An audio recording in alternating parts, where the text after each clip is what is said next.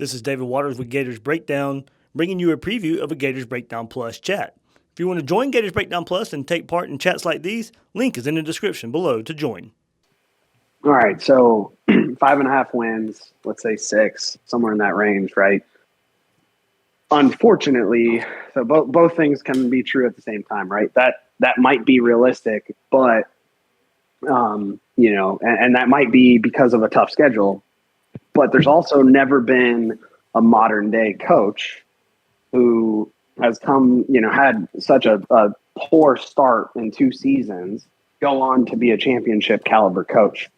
And so the question really is, at what point does that become a problem for Billy? And I know a lot of people say, oh, he's good for the long haul, all that stuff. But, once the rubber hits the road, if you will, how does that start to change things? If he has another 6-win season, are we looking at him already being on the hot seat in year 3, even though it was probably a nature of,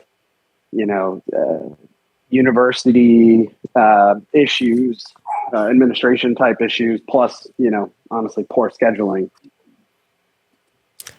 Yeah, I think Bull Gator said it yesterday in part of the chat somewhere, where at the very least, and then this is probably going way too far with it, but maybe at the very least, Napier sets it up very, very good for the next guy. I'm not there. No, I'm not even there yet. But that's kind of just like you were saying, maybe where this conversation is going or can go. But yeah, a second. A poor start, first 2 years. You're right, and I pointed that out, I believe, on Twitter last week too. When it may have been off of this same conversation with the 5.5 wins that's put out there, and yeah, it's very tough to overcome your first 2 years not looking great. After year 1 or during year 1, right after year 1, that recruiting class. Look, I think you can recruit and overcome that, but the further you get away from year 1.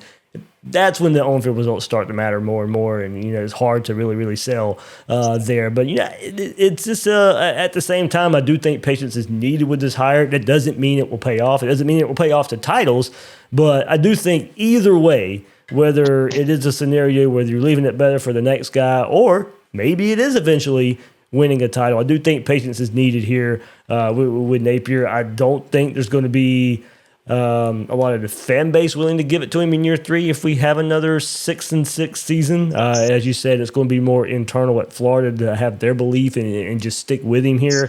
But I do think this one is probably worth finding out to maybe stick with him and see how it turns out. If I know there's that famous saying of Foley of what must be done eventually must be done now, but here I do think in the end with Napier, if the process is still going on okay behind the scenes, he should be recruiting good enough, I think, at this point to where eventually you should at least get to that 8-9 win mark.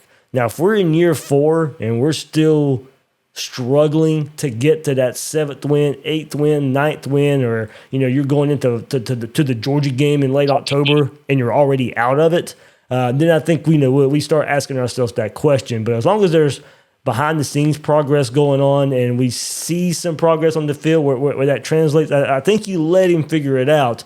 You give him that 4 or 5 year window. But if it's still kind of just trodden along and it seems like you're stuck in mud, then I think we'll find ourselves maybe like we go back and look at it, a Zook situation where it wasn't god awful, but we know it wasn't good enough.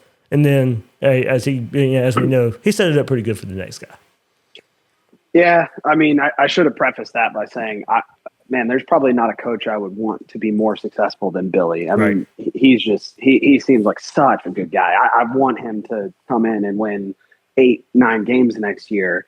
It's actually funny because what I've seen around the fan space is that it's the more casual fan that's pretty much already ready to fire Billy, right? We lost to Vandy, therefore he's awful.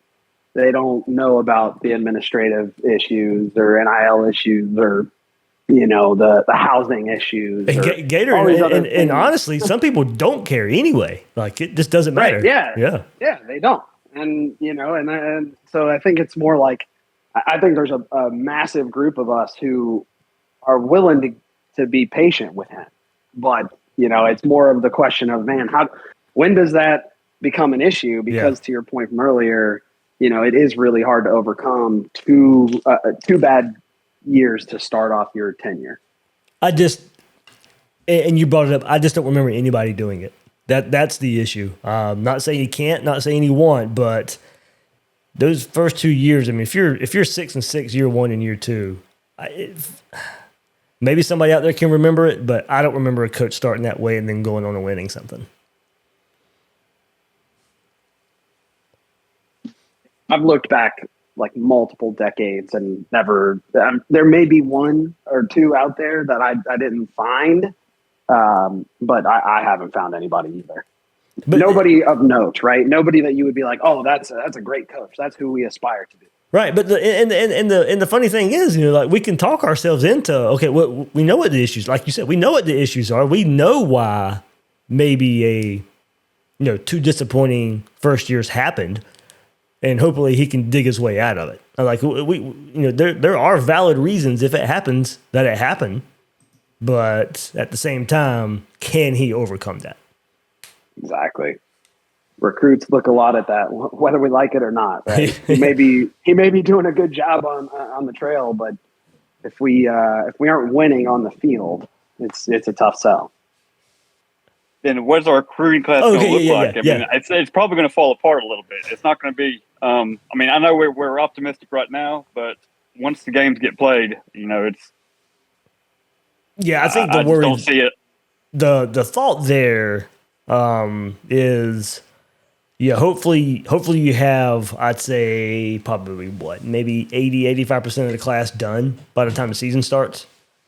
And then you don't have this mass exodus. Decommits happen. We all know that, but they still don't happen at a rate where if you have 80% of your class in to where I think you're still going to keep a majority of it. Now, it may hurt Florida where Florida may be having this trend of a top 3 class going into the season. Maybe, June and July and August are just nuts and Florida's getting commits left and right and you're trending for this top 3 class. Okay, well, another disappointing season may lend itself to, now the class is going to finish in the top 10. You may lose 2-3 guys to because of a record and the way they look at it. But I think if you go ahead and get that start, if you go ahead and go into the season with a great majority of the class in, I think it secures Florida for a pretty good class, just maybe not as good of a class as it could be.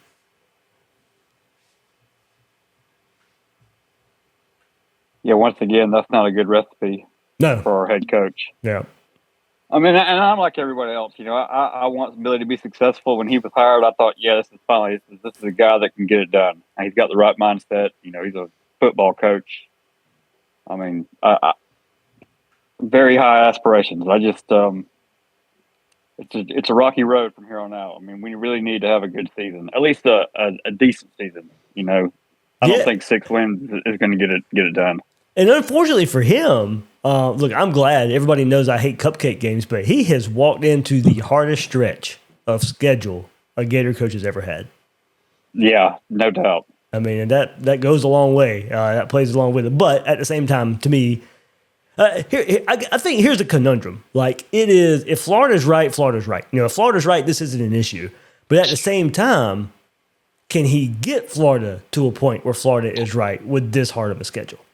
Want more Gators Breakdown? Join Gators Breakdown Plus.